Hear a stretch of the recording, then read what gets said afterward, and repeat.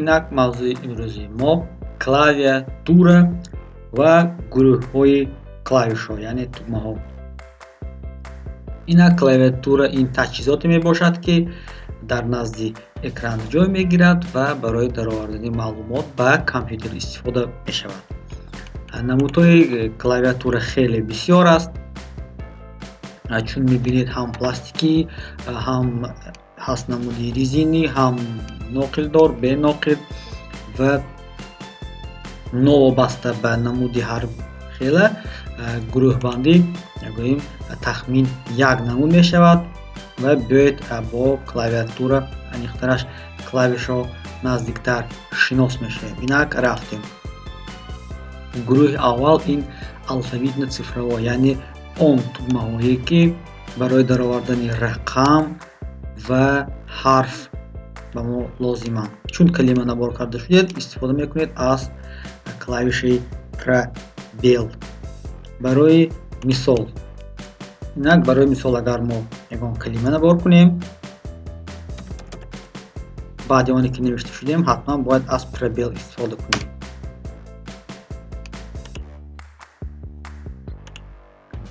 давом медиҳем. дар идома клавишаҳои функсионалӣ аз F1 то F12 ва функсияи ҳар яки ин тугма ё ин ки клавиш вобаста ба программае ки он кор мекунад фаъол аст, дигар мешавад. дар бисёри программаҳо маҳз клавиши F1 барои гӯем гирифтани маълумот дар бораи программа истифода карда мешавад, яъне F1 in help помощ дар бисёри барномаҳо. инчунин дар ноутбукҳо тариқи клавиши Fn ва яке аз ин клавишҳои функсионалӣ метавонед дар поён оварда гӯем амалҳо истифода кунед. дар идома клавишаи идораи курсор, яъне ана ин 4 клавиш чап, рост, поён, боло. барои мисол агар мо дар матн кор карда бошем, ба тарафи чап ҳаракат мекунем, ба тарафи рост ҳаракат мекунем ва агар мо дар даруни компютер бошем, метавонем чап, рост, поён ва боло байни файлҳо гашту гузор карда бошем. мисол даромадем ба файл, поён, боло интихоб кардем, даромадем ба дигар программа, интихоб кардем, мисол программа ва ғайра ва ҳоказо. дар идома клавишҳои гӯем служебни, онҳо барои чӣ лозиманд? барои мисол ба қатори служебни клавишҳо медарояд escape барои гӯем отмена кардани ягон маълумоти диалогови акно. барои мисол мо барномаро маҳкам мекунем, ана ин намуд диалогови акно мебурад, тариқи escape пахш мекунем ва он отмена мешавад, яъне метавонед ягон амалро отмена қафо баред. таб яъне клавишаи табуляция, ин клавиша ана дар инҷо қарор дорад ва истифода карда мешавад барои гашту гузор дар диалогови акно. барои мисол ин диалогови акно ва чун таб пахш мекунем, яъне тариқи таб метавонед байни ин кнопкаҳо ё командаҳо гашту гузор карда бошед. барои он ки мо дар матн абзац гузорем, метавонем аз клавиши таб истифода барем, яъне як таб задан ин баробари 8 пробел мебошад. caps lock чӣ? барои он ки мо ҳангоми чидани калима, яъне набор, мисол мо мехоҳем фақат бо ҳарфи калон навишта бошем, агар мо ин намуд хоҳем, метавонем shift пахш кунем, ё ин ки агар мо caps lock гирон бошад, ҳарфҳои мо калон мешавад. агар caps lock гирон бошад, агар caps lock гирон набошад, ин функсияро иҷро мекунад тариқи shift ва он ҳарфе ки шумо мехоҳед набор кунед. инчунин барои он ки caps lock ҳоло фаъол аст ё не, метавонед аз клавиатуратон индикатори капсро бинед. клавиши shift ба мо лозим барои он ки мо агар як ҳарфи каломи дигараш хурд бошад, мисол shift ва ҳарфро пахш кардем, shiftро сад додем ва дальше набор кардем.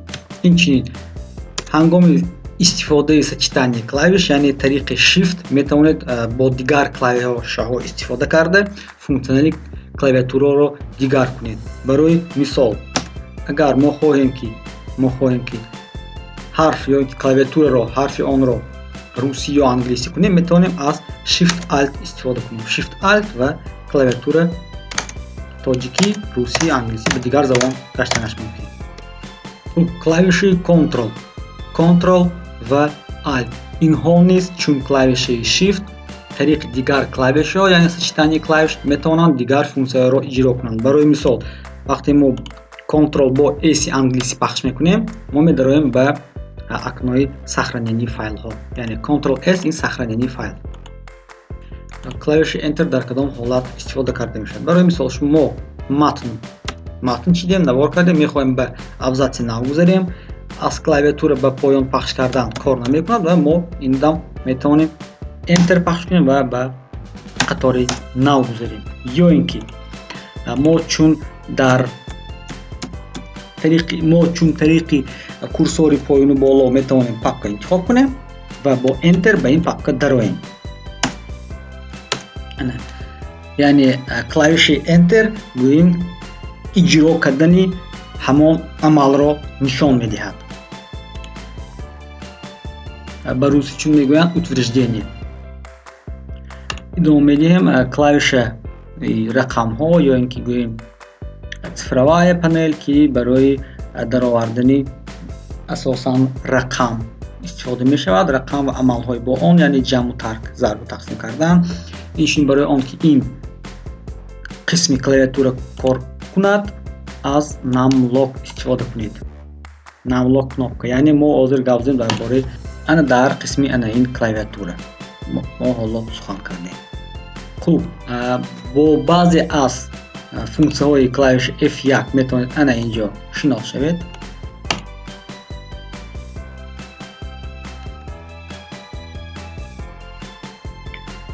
با سچتانی کلاویش شیفت میتونید اینجا شناخته شوید.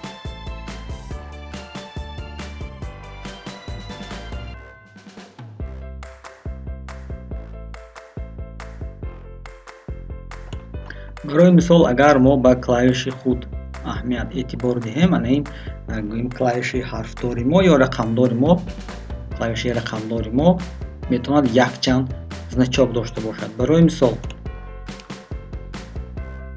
رقم 3 اگر خودی کلاویش را پخش کنیم یعنی کلاویش ما کلاویش 3 خودی رقم پخش کنیم. اگر ما با شیفت پخش کنیم میشود نمر. اگر ما با انگلیسی گرانده باز شیفت 3 را پخش کنیم انا این سایوم عملی کلاویاتور یا اینکه کلاویش 3 با دیگر عمل های آن میتونید انا اینجا شناس شوید یعنی کشاده و پوشیدن قوس، ناخنک و دیگر فونکسیون ها. اینچنین انا ما متن داریم و ما داریم دو کلاویش برای کار کردن و تازه کردن متن ها. برای مثال این delete و backspace. برای مثال این کورسور و ما وقتی delete پخش میکنیم سیمبل ها چون میبینید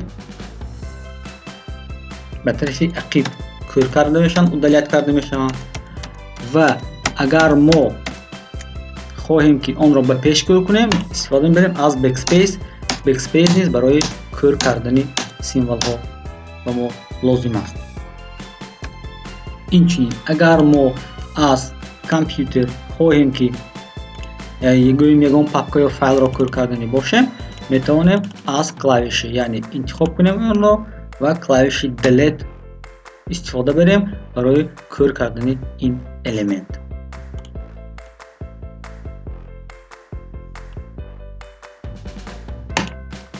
یعنی طرز استفاده کلاویاتور باشد. برای آنکه شما تستر نبار رو نقض یاد گیرید میتونید انا با این طرز پنجه هایتان را تقسیم کنید چون میبینید به هر یک پنجه گروهی کلاویش های الهیده جدا شده است.